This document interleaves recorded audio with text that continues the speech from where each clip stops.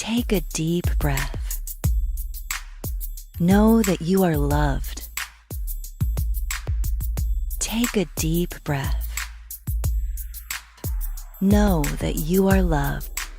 Breathe. You've arrived at the Evolving Lover podcast.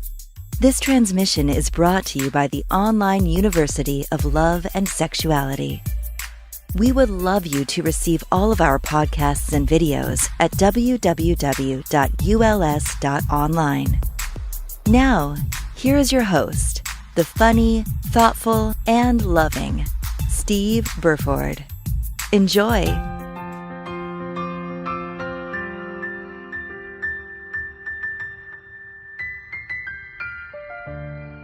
Today, someone I've wanted to get on for a while, JP Sears. Hi, JP. Hey, Steve. How you doing? That's a good question. Delightfully dysfunctional is the best I can do today. Yeah, we are in a bit of time difference. So you're waking up in the morning. So maybe after this podcast, we can get you out of that delusional, dysfunctional. Yeah, I hope so. I think we can. Mature from delightfully dysfunctional until to incredibly dysfunctional and no delight about it. That way I'll get to feel more sorry for myself. Okay. So today I wanted to get JP on the show because I just see what he's doing in his work with educating people about spirituality and life and relationships and it's important teachings in what he's doing, and with his long Jesus hair and his comedy vibe, which I'm sure Jesus must have been pretty good at himself. No question. Definitely. And so I had to bring him on to kind of talk more about what he's doing. And he does videos about relationships, which I've seen, and they're really, really informative. So my first question to you, JP, kind of what got you started in doing this? Because people must watch this. Because it's like a new brand of comedy where you're on the intersection of spirituality, dry sense of humor, and a bit of sexuality and relationships and stuff like that. Like you found the real niche. And so how did you manage to start with all this? Yeah, it's a good question. About 2 years ago, I just started doing YouTube videos of a little bit more of a only serious nature on, different self-growth, spiritual topics, anything from, any of the nuances of relationships to how to be happy, how to overcome depression. And I was doing those just to get myself out there to better support my business of doing one-on-one coaching sessions with people. And then before too long, actually it was long, it was probably a year and a half, where I began to allow my more natural self to just come out through videos. I've always had, some would say, a good sense of humor. Others would say incredibly warped and demented mind, just, whatever your perception is there. So I allowed myself to just be more me on videos, and that's what we see in the kind of the conscious comedy videos. And, I didn't plan on those going big, if you want to call them big. I'll just be arrogant enough to say, boy, they're big. Steve, I'm a big deal. Damn it. It's nearly at 4 million, isn't it? The gluten one. Yeah, it's getting up there. And so I certainly won't claim to have planned out like those are going to grow. I'm going to find the sort of that niche intersection that you talked about. It just sort of happened. And to me, it's important to do a dance with the audience where they respond and, really receive very well the message within the conscious comedy. And it kind of, okay, I'll do more of that. So it's kind of like I let the audience be the dance partner who's actually leading. So that's a little bit of how I got started in it. And then the conscious comedy, it's kind of taken on life of its own. And as you and I were talking before we went on air, the conscious comedy, it seems to be an edge that helps open doors for people to consider messages on relationships, spirituality that otherwise, just aren't going to be considered by people if they're talked about in a straightforward way. Yeah, it's a genius little plan. And so your intention really is to be teaching rather than, I think when you might watch the first one of your videos or one of them with the comedy edge, you might go, okay, is he teaching or is he kind of taking the mickey out of spiritual people? Mm-hmm. What's your opinion on that? What are you actually intending to teach, or? My intention is that there's always a message in the videos, and of course I'm biased. I make the damn videos, so of course I have to say, boy, they're deep and profound, aren't they? That is my intention, and I think the message is always in the eye of the beholder. The question for the viewer is, do you see a message there? And if so, what is the message you see? And if you do see a message, what is it, and what does it mean to you? But yeah, I don't have motivation to do comedy just for the sake of entertaining people and getting a laugh. While that's certainly a wonderful thing to do, it's not my thing. So for me, the backbone of my heart and soul is to get messages out there, messages that I certainly know I need to hear. And I believe there's other people who need to hear them too. So the old thing about we tend to teach what we need to learn the most. I need to learn. There's a lot of my own dogmas I'm still wrapped around in, amongst other things. So those videos for me always carry messages that not only I need to learn, but also invitations for other people to consider looking at themselves in a new light. And the interesting thing about comedy, I kind of mentioned before a little bit about how it tends to help people become more willing to look at what the deeper message is. So, when we look at someone and tell them, hey, you're dogmatic, you are just incredibly closed-minded about your belief system. Well, we're going to be met with defenses. We'll become rigid, won't consider it. That's how I am, at least when other people tell me things. But for me, comedy, it's kind of like an alchemist, where it doesn't really carry anything that you need to defend against. It's just more lighthearted energy. And the alchemist of it is, when we kind of invite the comedy, the message, as well as the entertainment of it to come in, I think that alchemist goes to work and helps us transform some of the old stuff, old residues of beliefs that we carry that don't really serve us. And again, that's all my perspective. I don't know that any of that actually happens.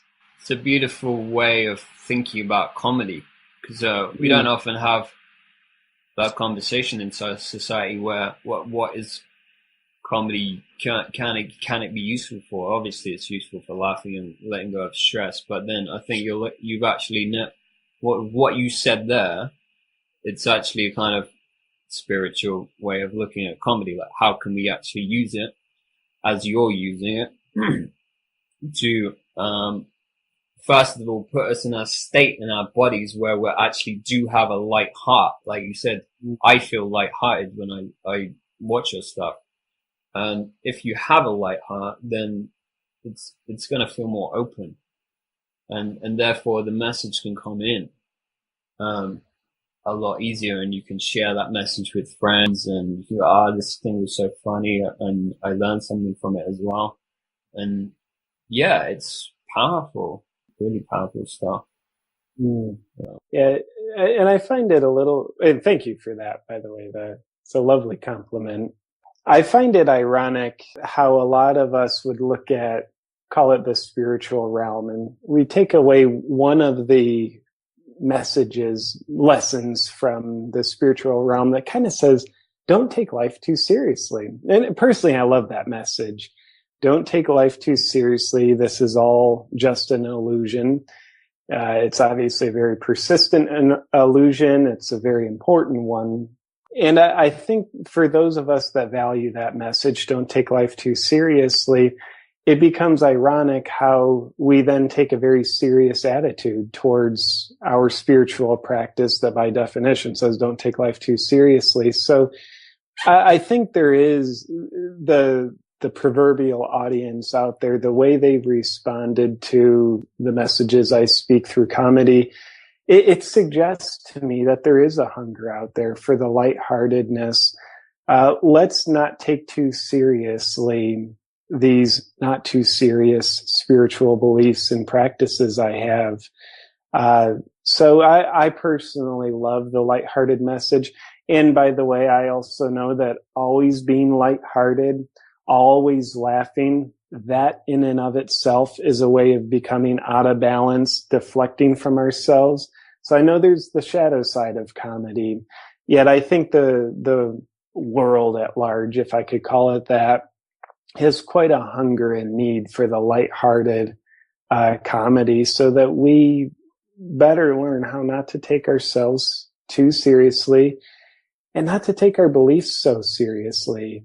For me, if I could just have a magic wand, one of the intentions I think behind any comedy video I do, there's always the intention to invite people to look at their beliefs, give themselves permission to have their beliefs, but not believe their beliefs. So in other words, it's taking a lighthearted attitude to something that's very heavy, structured, and stable inside of us, our beliefs. I get that message, definitely. Yeah, it's funny what you said there about having the serious look at the non-serious stuff. It's that thing that, I'm sure he's not the only one, but I was reading Ken Wilber's book called No Boundary, and talks about the dualism of language, and that because of humans, and he calls from the religious perspective and said someone had to name things, whoever it was, whether his name is Adam, we put his name as Adam, but someone had to name stuff. And because we've named stuff, there's this dualistic thing in language where there's always going to be some opposite. And the paradox is, yeah, there is going to be an opposite, like you said, but there also isn't. Like, if we were all in consciousness realm of Jesus, and I'm not religious or Christian per se, but I say Jesus is kind of the known person, or Sure. Someone like Buddha or Dalai Lama or someone like that. They even the ones that are living today, or the ones you can see on YouTube, like Osho, for example, if you look his videos up, he's got a really light-hearted sense of humor. And so, yeah, I just wanted to see a clip on that point that you said there is this opposite, but then really, if you're wanting to kind of live in this higher realm of consciousness, then there must be this lightheartedness without the opposite. Do you know? Yeah. Do you think? If the message I get from your wonderful insights, Steve, is the lightheartedness helps us find this space in between the two opposites. So I think anytime we get polarized, we are lost in an illusion. My hand's raised. I'm in that club often, and let's forgive ourselves and let's do our best to recognize it when it happens. I believe it's like Ram Dass has said, you can't get out of a jail until you know you're in one. So when we realize, hey, I'm in this jail of illusion, I'm very polarized about whatever it is I'm polarized about, essentially everything. And I can go from one extreme to the other. And for me, the intention of the lighthearted comedy is to help us take the cement boots off from wherever we've rooted ourselves in whatever extreme polarity that we're at, our own personal dogma that we buy into because it feels safe and familiar, where, our sense of certainty has no correlation to actual truth. It just has high correlation to, I feel safer believing this and being certain about this. So when we're rooted there, I think the alchemist of comedy comes in and adds levity to the gravity that's otherwise got us rooted in a polarity, so that we can have the space in between where, it's kind of like the eye of the hurricane. It's the most peaceful part of a hurricane. It's stillness. And, when we're in the periphery of the hurricane and our extreme polarities, it wears us out. And I think that's what a lot of us are looking for, even though we may not know that that's what we're looking for. And I also appreciate both worlds, the delusional world of relativity, of here are the extremes. I want to go into that. It's very enjoyable. And I also want to be able to step out of it to the best of my ability and have a bit of a resting place in the space in between, whether I'm there for half a second, maybe 3 seconds at a time on a good day. I don't, who knows? But to me, Bruce Lee said it well, be like water, be able to be fluid, move from one place to the next, be dynamic, go into the extremes, great, and then step out of them. And I think even this place of stillness in between the eye of the hurricane, if we're not willing to be like water and even move out of that and into the extremes, get delusional, step out of it, then our stance in the space in between becomes an extreme in and of itself. That becomes our dogma, where we root ourselves. And that's when we kind of get pretty ultra spiritual and start believing that the beliefs we believe are actually true. So this transmission is brought to you by the Online University of Love and Sexuality. We would love you to receive all of our podcasts and videos at www.uls.online.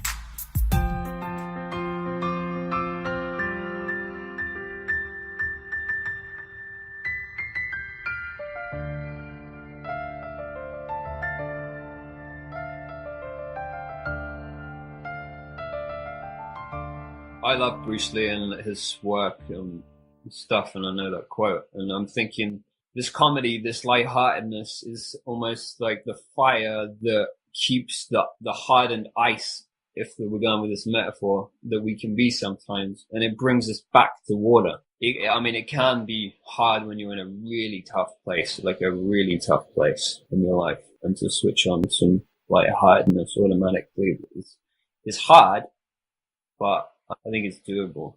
So I'm wondering if you agree with that, and also how would you recommend for people to bring more lightheartedness into themselves and into their relationship? I'm guessing it's not just like thinking about comedy, funny stuff to say. I think the comedy comes after the lightheartedness rather than the comedy coming before the lightheartedness. Yeah. So maybe if you agree with what I just said, and then some practical ways to bring more lightheartedness into people's lives. Yeah.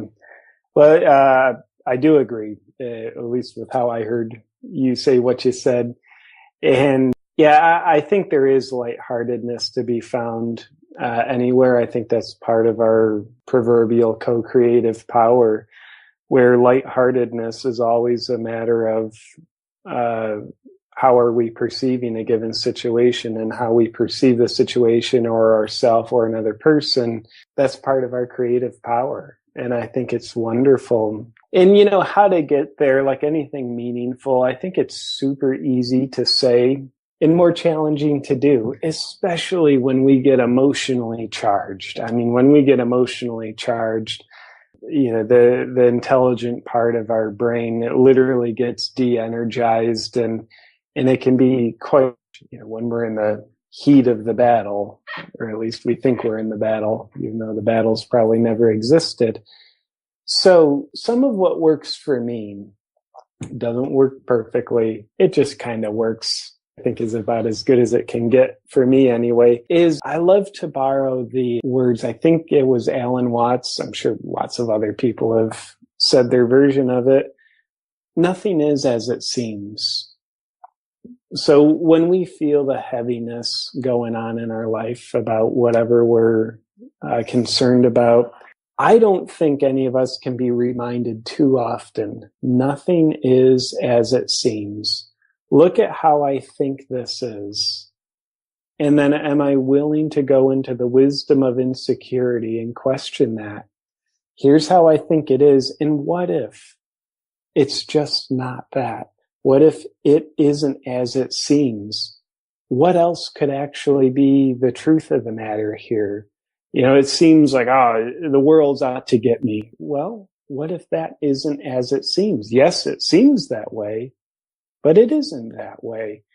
If we're willing to question the certainty of our belief through, I think it's, again, the golden key of nothing is as it seems, then I think that lets the light of levity begin coming in. And along with that, I think it's very much synonymous with the whole reminding ourselves nothing is as it seems, but also reminding ourselves that we're delusional as hell without shaming ourselves for it. You know, for me, I love reminding myself and even saying out loud, yeah, I'm delusional as hell. And approaching that with a sense of self-acceptance. I accept my delusionality. I'm looking at how the world appears to me, and I'm guessing it's nowhere close to how it appears to me, you know, what it actually is.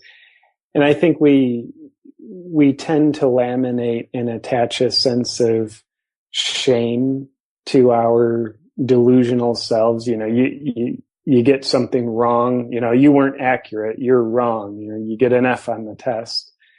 So we're never really rewarded for our delusional nature until we learn how to actually reward ourselves for it and appreciate it. So to me, accepting our delusionality is very important. In fact, I think that's what, when you look at any good comedian, what they're doing is they're simply playing with people's delusionality.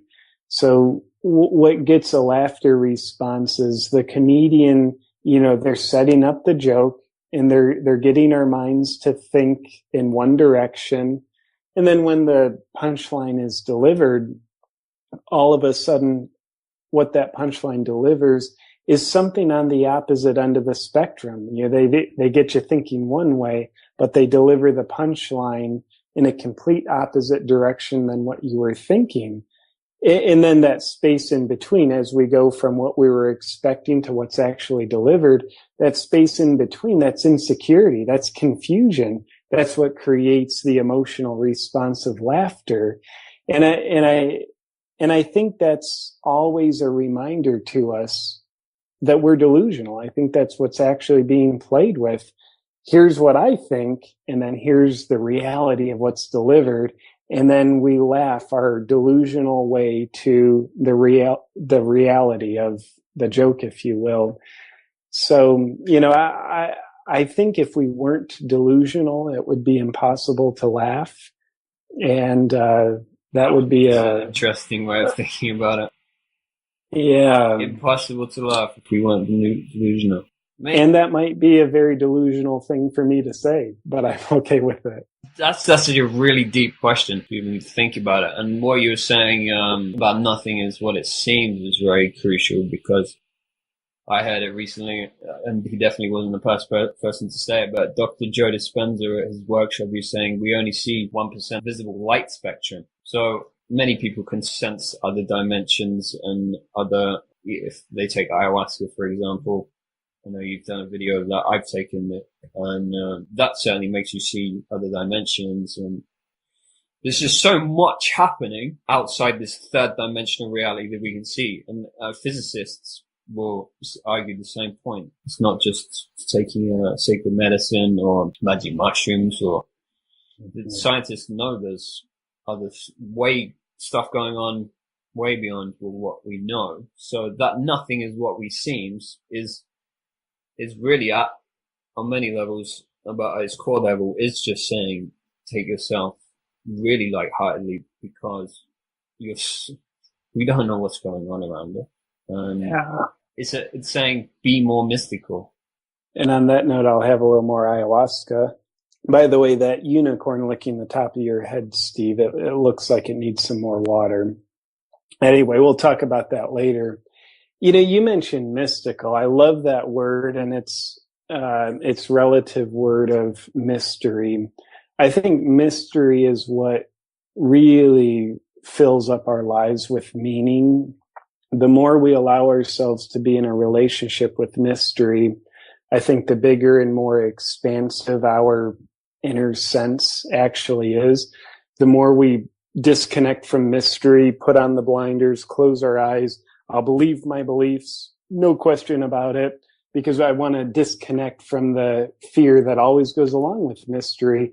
It starts to diminish our life, makes us feel empty inside. And no matter how many cars we buy or how much status we acquire or how pathetic we get, if we want to go to the opposite polarity, it's just not enough to fill up that inner satiation that I think can only be fulfilled through our relationship with mystery. And mystery by definition implies there's a lot you don't know. So I think it's really telling us, not only are we delusional, we need to be delusional, and it's a great thing we're delusional.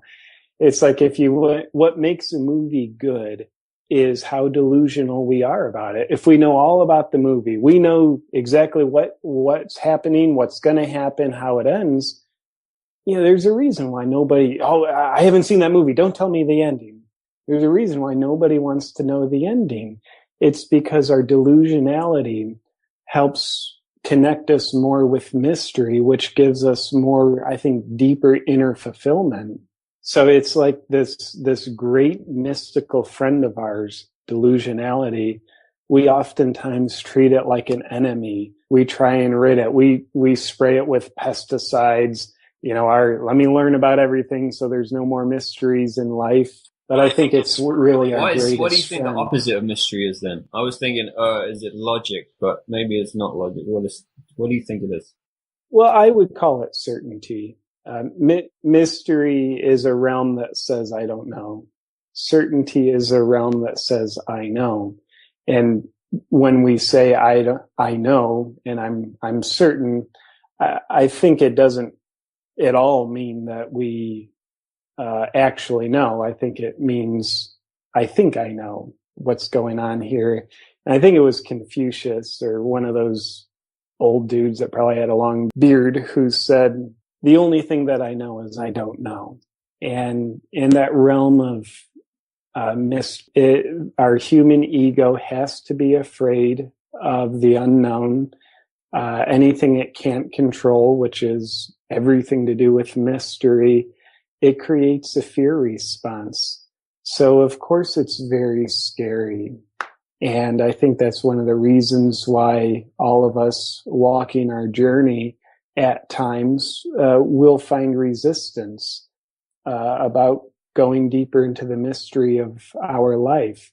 The person reaching a proverbial midlife crisis, it's a great gateway into a mystery where a man or a woman says, okay, I've been working this job, I've been married to this person, I have my 2.3 children and 1.5 dogs and all the things I'm supposed to have a good life.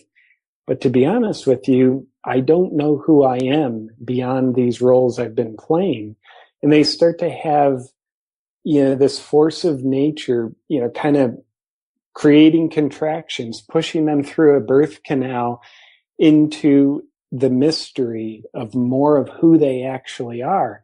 And of course, it's scary. Anybody going through a true midlife crisis, which can certainly come out at any time and happen multiple times in our life, it's very scary, because we're looking at our sense of self that we've tied to our job, relationships, roles that we play. And it's very scary to actually begin to feel I am not that, and I don't know who I am beyond these roles.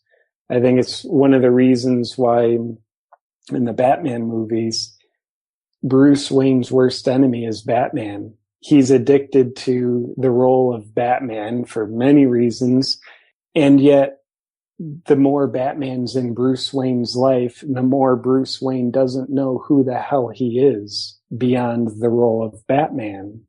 Anyway, you got my inner child talking about superheroes now. Good. I like it when that happens. Yeah, you touched on some important points there again. I think maybe to wrap up, we can talk about how we can bring more mystery into our being, because I feel that mystery is just synonymous with lightheartedness. And when you bring the two together, you have a much more graceful way of going about life, and you feel in your body a lot more calm, and it's it's a peak state of being, I think. Mm-hmm. And so how can we, on a practical level, maybe something to do in the mornings we could do, if you can think off the top of your head, or something you do to bring more lightheartedness into your life? Yeah, that would be a great thing to end on.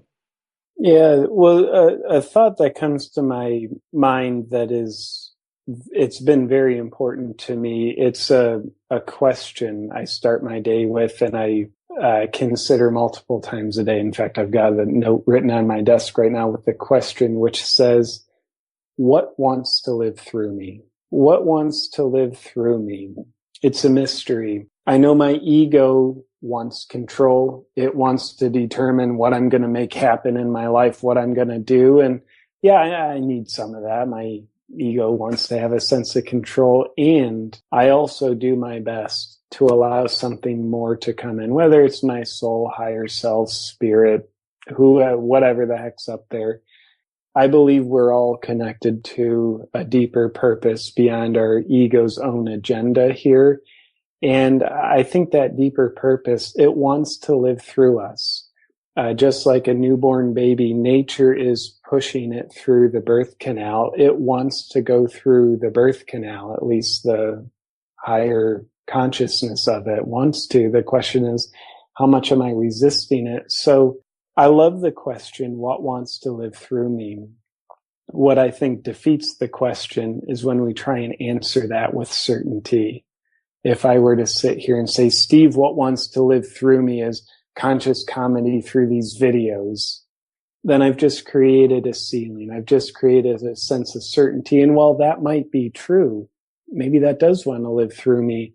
Maybe there's a lot more that it kind of constricts and doesn't allow to be included. So what wants to live through me?